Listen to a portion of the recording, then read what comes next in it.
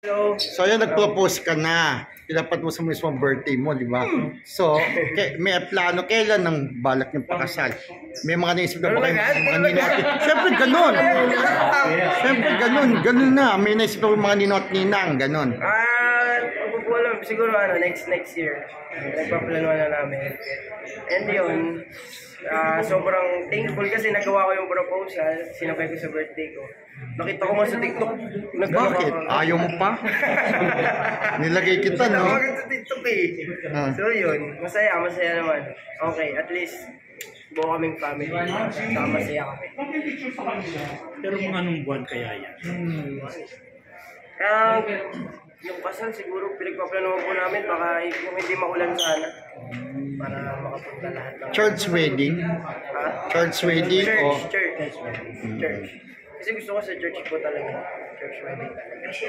Plano na rin sundan. Wala pa. Huwag muna kasi nagbabalbol pa. May mga celebrity friends ka na magiging abay. Sure. Meron po. Sisi. Kasi like nung proposal ko, yung mga hashtags nandun. Tapos yung mga ibang artist friend ko nandun, na close ko. So yun, siguro sure ako na may mag-aabay.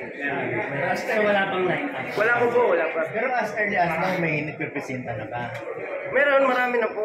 Yung iba nga ayaw maging ninong eh, kasi baka gusto nila abay. Like sino? Kasi sila Kuya Sus. Lalo na yung mga hashtags, super supportive nila sa aming party. So sila mauna nung pang magpakasal. Mauna mo pa sila magpakasal. Ikaw, pinakabata. Kaya nga po nung nag-propose ako, nung debo ko, na-pressure sila eh. Sila Kuya Ronnie. Na-pressure sila. Sabi sa akin nila, Loisa, uy, pinressure mo naman si Kuya Ronnie mo. Ikaw nag-propose na siya, hindi ba? Ay, bongga. Pero matagal mo na plano na sa dibu mo nung ka magpo-propose. Actually, mga siguro ba, 3 months bago ako mag-debut. Parang naisip ko na, actually hindi ko po naisip, pinag-pray ko eh. Sabi ko, Lord, bigyan mo ako ng sign na magpo-propose. Binigyan naman ako ni Lord ng sign. Tapos, ano yung sign? I saw the sign. Hindi, sabi ko kay Lord na Lord, bigyan mo ako ng magsasabi sa akin na mag-propose na ako. Na kaibigan ko. Eh, may nagsabi. Siguro mga 3, 5 ganun nagsabi sa akin. Tapos yun na. Siguro yun na yung sign ni Lord na sige, ikaw na. Okay naman po. Sa mga ninong meron ng line-up, mga kaibigan ba niya sa yung pagiging varsity niya, meron ding...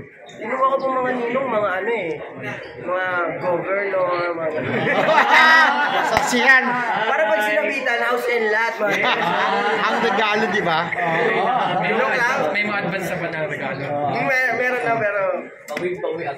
Pero meron talaga naisip kayo. Ayun. Yun nga po eh. Invite ko po eh. Kasi pag in-invite ko po si Sir Joey Cruz, baka sabitan ako ng puro pabango eh. Pabango na ako. Ano na to po sa Sa mga kabatch mo dun sa Bulilin. Bulit. Sure, meron. Meron po. Siyempre, invite natin sila. Kasi sa debut, in-invite ko sila eh. So yun, siguro, siyempre, nag-propose ako. So, automatic na-invited sila. Yan ba si Bel, invite mo?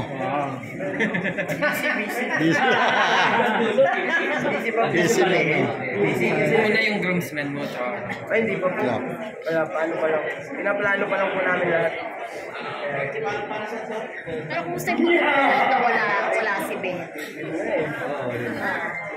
Siyempre po si Direk malungkot kasi hindi nga kami kompleto, di ba? So sayang kung nandito si Bel.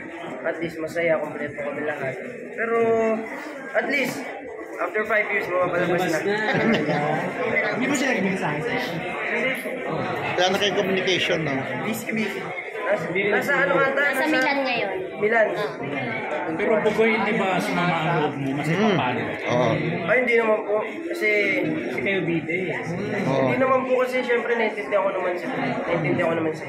Kaya sabi ko, kasi syempre ako din po, alam ko naman yung side level as artista eh. So, naiintindihan ko yung yung kung bakit wala siya dito, kung bakit, di ba?